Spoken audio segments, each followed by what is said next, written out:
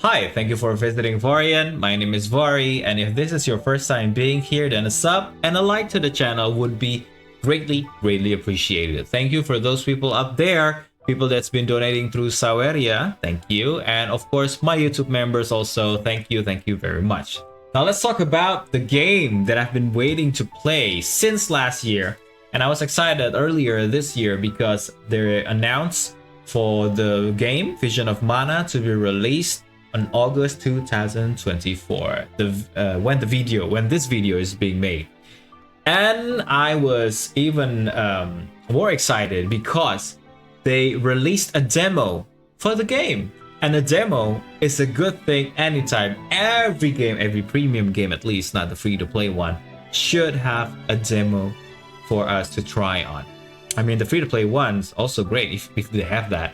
Why? Because therefore we would be able to decide if we are going to spend money, spend time, which is the more valuable currency, to play this game or not. Even though if we decided in the end not to play the game, we could appreciate more to the developer that released the demo, because that means they care about their customer.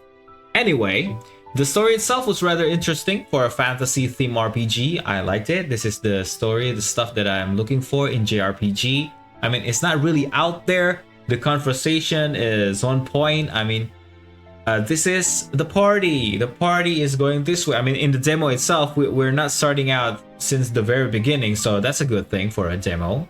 And then, so it won't be taking way too long. This is what you do. This is what you can do. You go here and you do this, and here it is. We get a mount. So suddenly we're being introduced that we're able to use mounts, elements to fight, and then the objective. This is the settings. This is what you're supposed to be doing and stuff like that. It's very important for me to have that kind of stuff, especially if the story is not, you know, too winding and long for us to get or to reach the point, like how I am talking right now. It's getting nowhere. I mean it's confusing even for me, the one that is talking. But anyway, let's get into the open world, because that's how you are going to explore and having an adventure in this game. The open world is very lively and familiar. That is in my opinion, and I think that's a lot of it because NetEase is involved in it. I don't know. I'm not sure. It's my opinion. Please, if you have any counter argument, put it down in the comment section down below. If you disagree, if you agree, because I kind of need your help to read out this game, so I would be able to decide if I'm going to buy it or not. So the open world itself, it feels a lot to me like, as a mobile game player and content creator, Genshin Impact, Wuthering Waves, and the graphic design itself, though it is beautiful. I mean, the character design, the environment, the world, and later on we could also check out the town design. It's amazing, but it reminds me a lot of Grand Blue Fantasy Relink. Why? I don't know. Maybe because it's made by a mobile game developer. I don't know. I'm not really sure. I'm not completely sure. I think it's still a beautifully designed game. What you're looking at right now, it's my gameplay, and I'm fighting the little mini boss that is on my side quest. So there's this guy in the middle of the road asking the party to defeat this hedgehog. And it took me about, what, 7 to 8 minutes, because it's really hard to defeat. I mean, the body of the enemy feels very hard. And apparently, you should be utilizing your elemental damage, your special attack or ultimate attack like this one, and then, you know, do a collaborate attack with your party members. It should make it easier. But anyway, I defeated that, and then afterwards I just do an exploration throughout the world map to find out more things to have. So again, I don't want to compare, but it does reminds me of Grand Blue Fantasy Relink and other open world games on mobile, as I mentioned before. Now, when you're exploring the world, you'll be able to pick up some stuff. You'll be able to collect some stuff that is actually a usable item or collectible currencies that you could exchange later on. But what we're looking at right now is that we can swim in this game. We can do double jumps, you know, as usual. And it reminds me a lot the vibe with Dawn of Mana, the previous Mana series on PlayStation 2 that I played. But the difference is the control is so smooth. It's so great that it's actually addictive when you already get into the game. I mean, the demo itself, you could finish it in under an hour maybe, or 2 hours to be fair. And then you can experience the whole thing that they are about to present you. And I think that's just the right amount of time to decide if the gameplay mechanics or if the control and the storyline and the graphic is the right one for you. Now we're on the first town, and we had a little drama here in this town. It's an easy thing to finish. Actually, it's an easy thing to solve. So it kind of introduces you a little bit to the town, to the characters in the town, and then on the things that you could be able to do. And of course, there's shops in here, as you can see on the map. There's a Grizzly Exchange, if you can see it up there. Grizzly Exchange is the store that you could exchange your collectibles. I think, what was it? I kind of forget what is it called, but you could exchange it into like stats buff, like permanent stats buff items that you could consume and make your character stronger. And what you're seeing right now here, I'm on the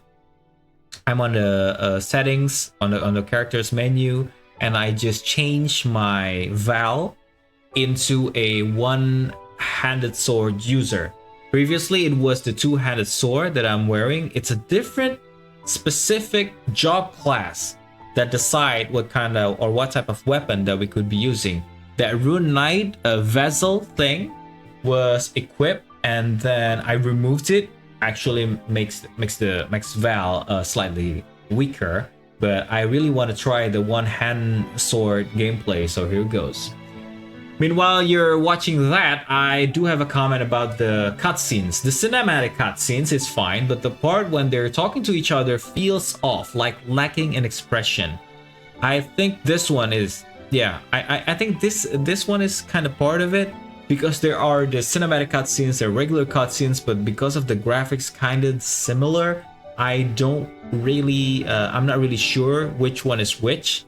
And I'm not even sure if the expression is actually bland, because I think it's either the eyes, maybe. Eyes kind of creepy for me. I mean, it's like a doll face type of situation, like the ones on Star Ocean 4 and 5, if I'm not mistaken. But you'll be the judge as well. Write it down in the comment down below and tell me about it. What do you think about the expression? Is it weird if you already tried the demo or you're looking at this video?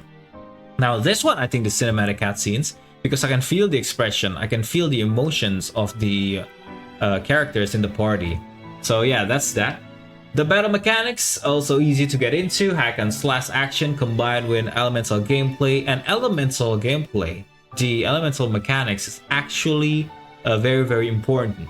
It's just like in Legend of Mana and in, I don't remember, I think Dawn of Mana doesn't really require you to play the elements very much. Maybe Sword of Mana, I'm not sure, but you'll notice when you try the demo, I mean, this type of gameplay requires you not only to do the hack and slash button mashing with your main weapon, but if you're using the element as well, it'll make it more fun, it'll make your damage more it'll make your damage stronger, and it's basically creating your own unique playstyle. So it's going to be very, very fun indeed for some of you, I think.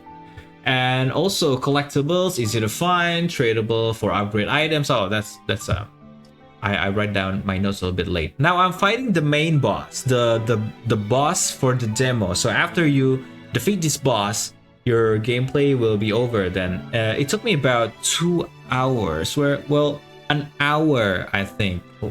It's between 1 hour or 1.5 hours. I don't really remember. I was even chatting in my living room with my family at the time I was playing this game. So yeah, it's that light. This game is that easy to understand and that fun to get into.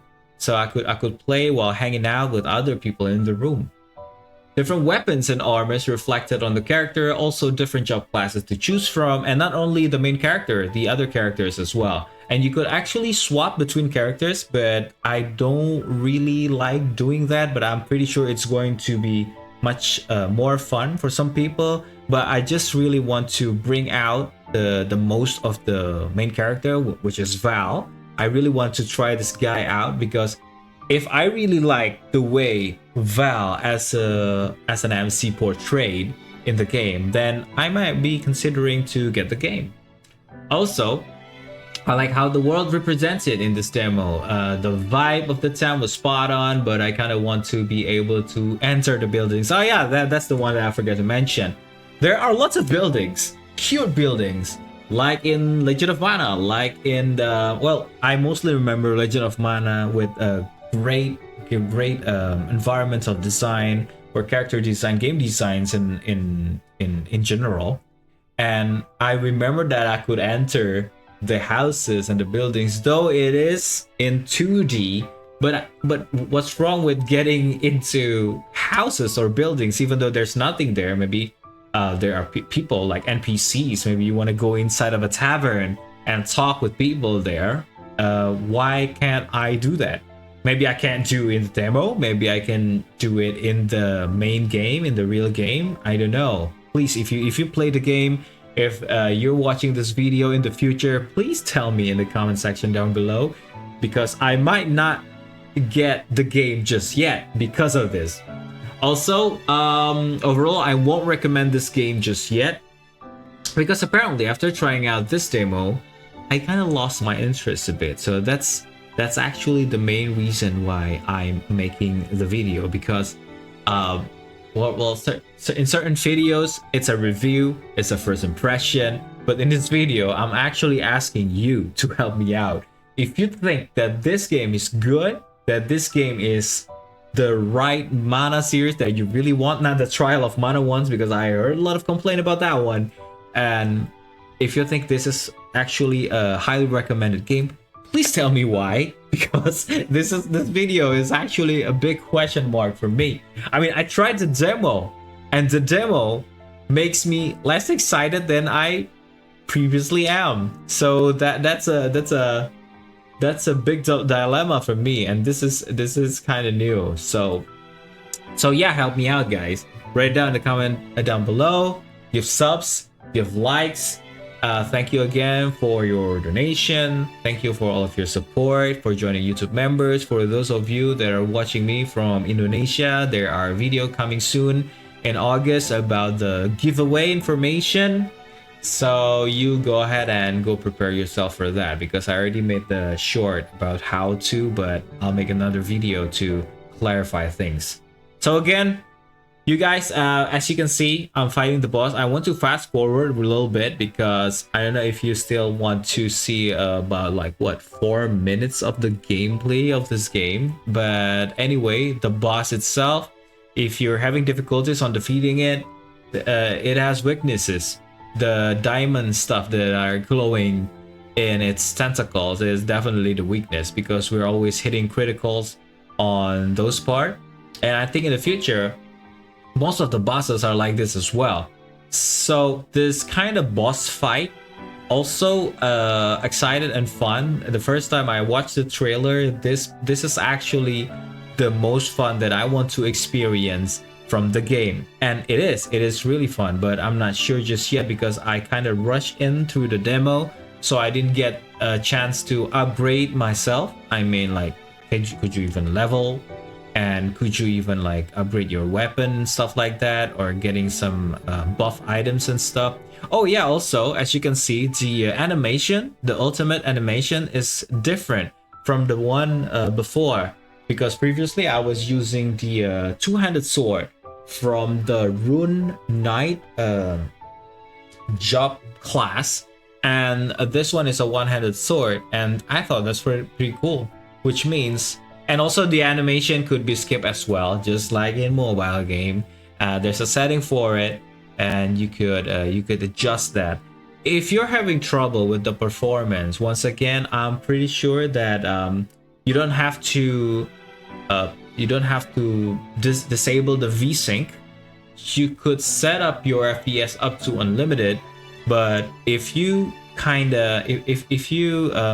reset, I mean, if you change the resolution, it might affect the texture of your graphics quality, and also the consistency of the color and shadow in the game, because I experienced that previously. Okay, I almost defeat the guy now, and let us just see what will happen. Again, thank you. I'm signing out now, and give your subs and likes once again to support this channel. I hope you can give me all the inputs you could give, and we'll see if I'm going to get this game or not, because it's still full price. Maybe someday, if it's on a great deal, maybe I'll get it for sure, because I really love the character design, the game design, the visual effects, the sound, the music. As you're listening right now, if you can hear it, it's the soundtrack for the Vision of Mana itself. So yeah, Square Enix never disappoints me in music and maybe graphics. I'm not sure. It is not easy. I never tried a game with this kind of collaborations. You see that? You see that animation right there? That right there, I questioned that a lot. Will this be able to be played on mobile, just like Trials of Mana? See that? See the sea? The animation of the sea? Oh, there it is. You go on and ahead and give me your opinions as well, especially if you played the game through the end, even better. I would really appreciate that more than your subs and likes. Even though it's a counter argument, even though you're hating the video, just tell me about it, please. I really want to play the game, but I'm not sure if I want to spend. So that's it. Thank you for visiting Vorian.